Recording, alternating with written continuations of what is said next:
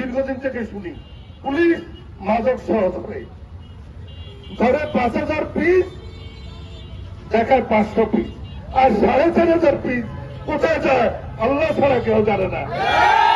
দেখেছি এগুলি কথা সত্য। আর পাশাপাশি টাকা পয়সার কথা বলবো না, এই ঘরে মাদক খায় যে ছেলেটি তার বাবা মাকে আগে সচেতন হতে হবে, তাদেরকে ওই ছেলের বিরুদ্ধে ব্যবস্থা নিতে হবে। যে গ্রামে এই ছেলেটি ব্যবসা করে সেই গ্রামের সচেতন জনগণকে ঐক্যবদ্ধ হয়ে তার বিরুদ্ধে ব্যবস্থা নিতে হবে। এইভাবে মাদক বিরোধী আন্দোলন করতে হবে। আমাদের স্লোগান হয়তো মাদক ছাড়, না হলে নোয়াখালী ছাড়।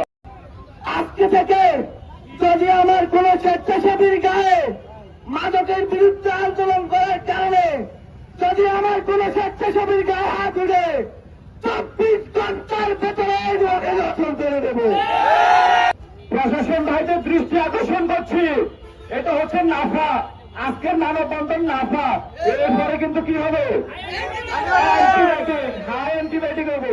প্রস্তুত থাকেন। কালকে থেকে যদি স্পষ্ট ভাষা বলে দিতে চাই, কালকে থেকে যদি প্রত্যেক ইউনিয়নে, প্রত্যেক ওয়ার্ডে, প্রত্যেক পাড়ায়, প্রত্যেক মহল্লা যদি আপনারা দেখতে পারেন না করেন, আগামী দিনে আপনাদের বিরুদ্ধে মানববন্ধন হবে সরাসরি। পরিবার তার পরিবারকে সবার আগে সে ধ্বংস করে, এরপরে সমাজকে ধ্বংস করে, এরপরে একটি পুরো রাষ্ট্রকে ধ্বংস করে। তাই আমরা নোয়াখালী বেগমগঞ্জের সকল যুবক ঐক্যবদ্ধ হয়েছি, মাদককে রুখে দিব। সবাই মাদককে না বলি, জীবনকে হা বলি। আলিপুরের আরাফাত হোসেন টাইম কেন হত্যা হতে হলো? আমরা বেগমগঞ্জবাসী সহ নোয়াখালীবাসী রুখে দাঁড়াবো। স্পষ্টভাবে বলতে চাই, মাদক ব্যাপারীরা, মাদক ব্যবসায়ীরা এলাকাতে হুমকি দেয়, তারা নাকি থানাতে 50,000 টাকা করে প্রতি সপ্তাহে দেয়। আমরা স্পষ্টভাবে বলতে চাই, যদি মাদক ব্যবসায়ী, খুনি, ভাই মাতার খুনি সহ তারা যদি গ্রেপ্তার না হয়, প্রতিটি ওয়ার্ডে যদি অভিযান না পরিচালিত হয়, আমরা থানা ঘেরাওর পাশাপাশি প্রতিটি ইউনিয়ন, প্রতিটি ওয়ার্ডে দুর্বার আন্দোলন গড়ে তুলব।